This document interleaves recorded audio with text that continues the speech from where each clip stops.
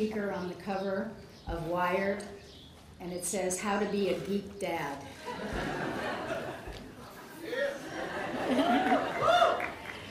Sarah Lawrence doesn't always select an alumni speaker at commencement.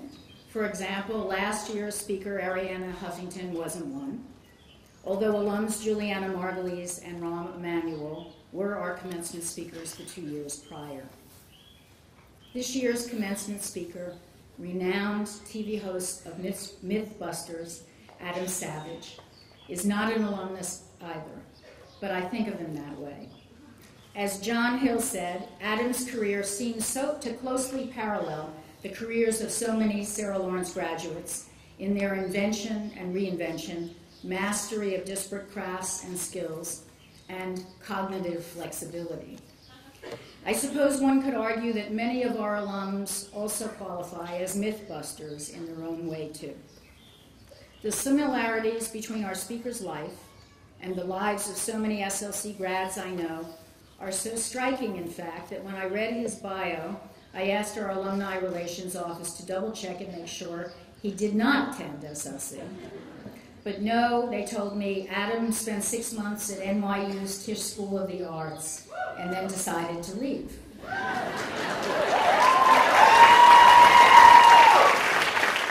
I said to Adam before that I was pretty certain, had he instead chosen Sarah Lawrence, he'd now have a BA hanging on his wall.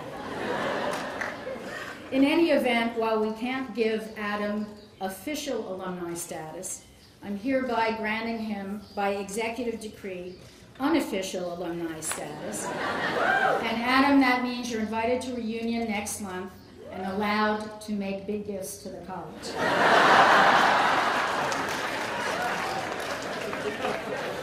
For the few of you unfamiliar with Mythbusters, and therefore our speaker's background, Adam Whitney Savage was born in New York in 1967, grew up close by in the Westchester County village of Sleepy Hollow.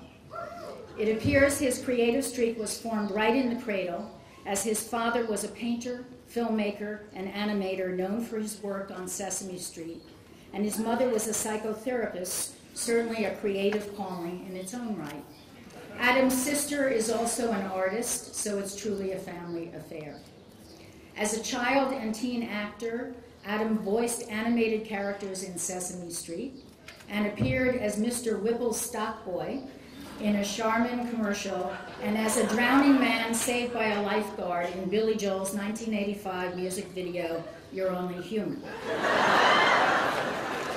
But the joys of acting were soon surpassed by those of hands-on envisioning, creating, and doing, with gigs ranging from being in special effects at George Lucas's Industrial Light and Magic to graphic design, animation, carpentering, welding, electronics, teaching in the Industrial Design Department at San Francisco's Academy of Art University, set design, fine art painting and sculpting, robot building, toy design, costume making, film and stage special effects, and model making for upward of 150 TV commercials and film productions.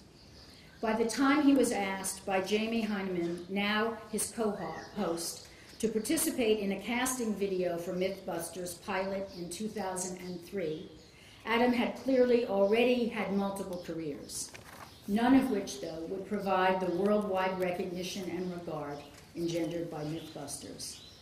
Now, in its 9th season, this Discovery Channel show is seen by over 10 million viewers worldwide each week. Adam has guest edited and appeared on the cover of Popular Science and Wired, has been named an honorary member of Sigma Chi, the Scientific Research Society, and received an Outstanding Lifetime Achievement Award in Cultural Humanism from the Harvard Secular Society. With its tradition to have a carafe of water for our speaker, today we have to offer something more appropriate for Adam. So should you get thirsty, please enjoy, I have my props here, a liter of Coke and a tin of Mentos.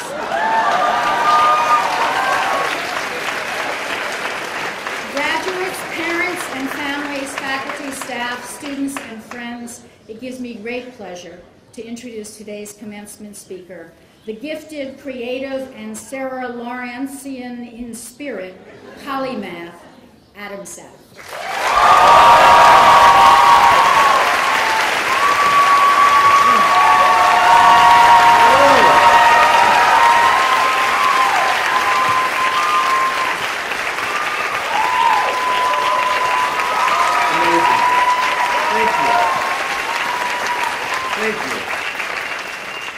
President Lawrence, Chairman Hill, Board of Trustees, faculty and staff of Sarah Lawrence College, I am humbled and honored that you would have me here to participate in this august and amazing occasion. To the graduating class of 2012, I say congratulations.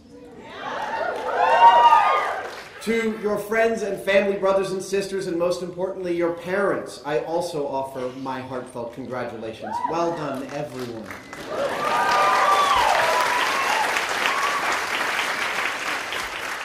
You must be very proud. My mom is right over there. She's very proud of me right now.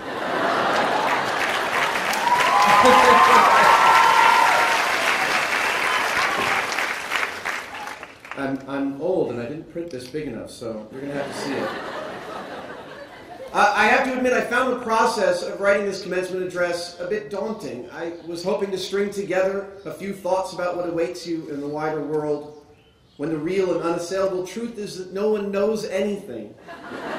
And real advice is what you paid for it. Well, clearly you paid for this advice. Or someone did. Then I came across a rhetorical flourish that I really liked.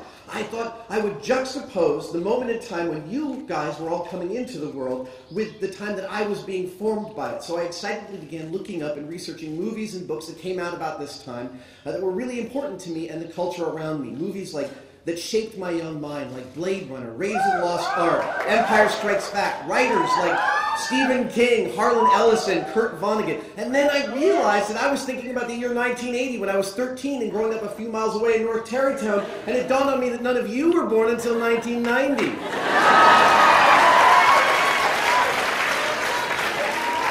Then I felt old and I couldn't write anything for a few days. I started to imagine what I, a college dropout, might have to say to a large gathering of precisely the opposite. Why I was invited to be here. I don't even know what I want to be when I grow up. This is the first cruel question, right, that adults ask children. What do you want to be when you grow up? It's a lot of pressure to specialize so early. And of course, we're at Sarah Lawrence, famous as a liberal arts college both in name and politics. I heard you have a Republican here. Congratulations. I'd suggest another term for the educational philosophy here, a foundational education. A foundation, a broad base, a platform from which to launch an idea, a building, a movement, a way of thinking, a generational shift. As a generalist and a jack of all trades, I agree completely with this paradigm. The broadness of my interests gives me an excellent perspective to do what I do, and I would not have it any other way. I spent an inordinate amount of my 20s thinking the opposite, thinking that I was too unspecialized, too old to make a splash as a young man to be an enfant terrible. I decried and derided all of the skills that I had serially picked up, billiards, juggling, unicycling. None of this helped me meet girls. Acting and sculpture, well, kind of. I never got excellent at any one of them. I got just good enough. What a waste of time was the way I thought about it. But I got over that. Two things happened. One, I learned that my incessant skill gathering gave me a distinct and unexpected benefit. The benefit of context. When you're an expert in one thing, your lens on the world is often limited to that of your field. This is, of course, illuminating in important ways, but it can also be restricting. When solving a problem as a generalist, or to use a more arcane term, a polymath, I can compare the many fields that I've dabbled in, the techniques, their philosophies, the ways in which they alter the lens through which I see things, and I can gain a literal perspective on the problem that I'm solving. This turns out to be the exact reason for my success in both film special effects and eventually in Mythbusters. Steve Martin, in his autobiography, Born Standing Up, has a fantastic quote. He says he runs into someone at the beginning of his career and they tell him, "You will eventually use everything you've ever learned." This is entirely true. The other thing that happened to me is that I learned how to work hard. Like, bust my ass hard. There are few things that will get you over your own crap than working really, really hard.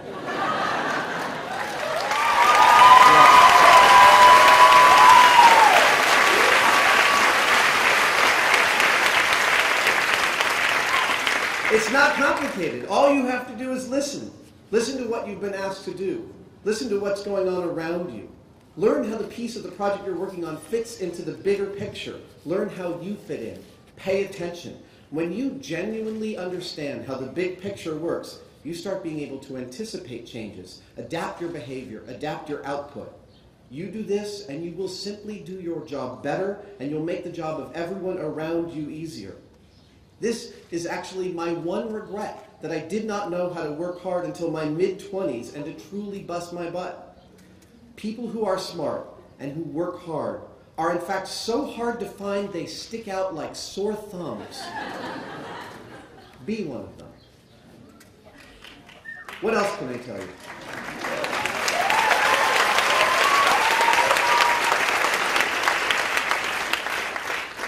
What else can I tell you? Well, I've got a few things. You will, at some point, probably move back in with your parents.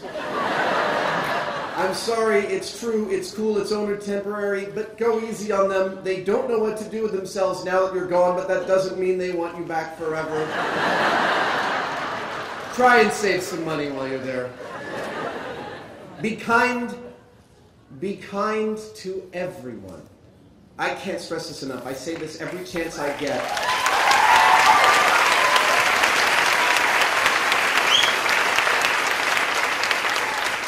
Kindness will pay you back inestimable dividends. Don't believe me? I will wager at some point that you will have the opportunity to work for someone who used to be your assistant or hire someone who used to be your boss. Both have happened to me. Don't work for fools. It's not worth it. Getting paid less to work for people you like and love and believe in is so much better for you and your career in the long run.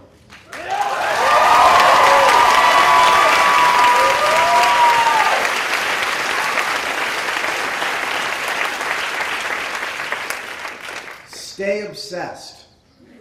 That thing you can't stop thinking about, keep indulging it. Obsession is the better part of success. You will be great at the things that you can't not do.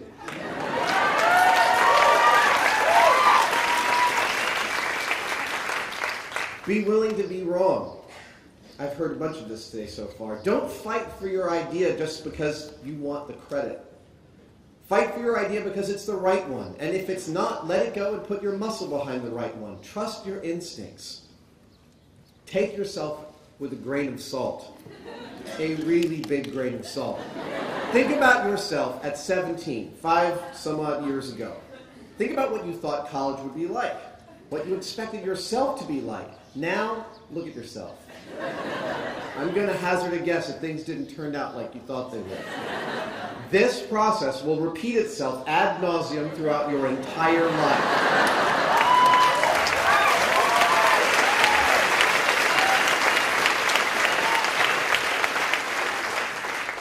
The sooner you realize it, the better it will be for all of you and all of us. We are never finished products. We are always works in progress. Finally, the friends around you now.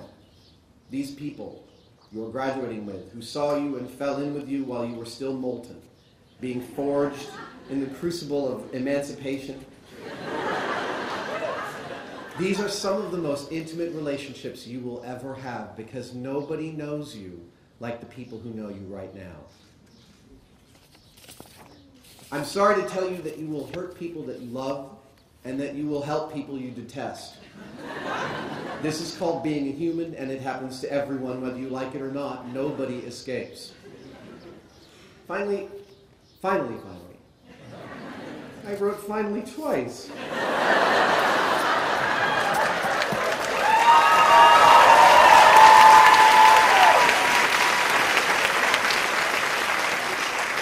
I was editing, apparently not well enough, on a red-eye only 4 hours ago. Finally, remember that you have plenty of time. F. Scott Fitzgerald, the writer of The Great Gatsby and one of our national treasures, a true giant of the literary world, wrote one of the silliest things anyone ever repeats. He wrote the inane quote that there are no second acts in American lives, and this is insane. If there's one thing that typifies the American experience, it's that reinvention and rebirth are intrinsic to it. There are not only second acts, there are third acts, fourth acts, finales, curtain calls. Raymond Chandler did not write a single word of fiction until his 40s. Julia Child learned to cook at 40. Clint Eastwood directed his first film at 41. Don't be afraid to be a late bloomer repeatedly. Remember, you have time to figure out what you want to do, who you need to be, and where you want to go. You have time to fail. You have time to mess up. You have time to try again. And when you mess that up, you still have time. Just so long as you're willing to work hard. So congratulations on successfully completing Act 1 of your lives. There will be a brief intermission and some partying, and you'll get started on Act 2. Thank you very much.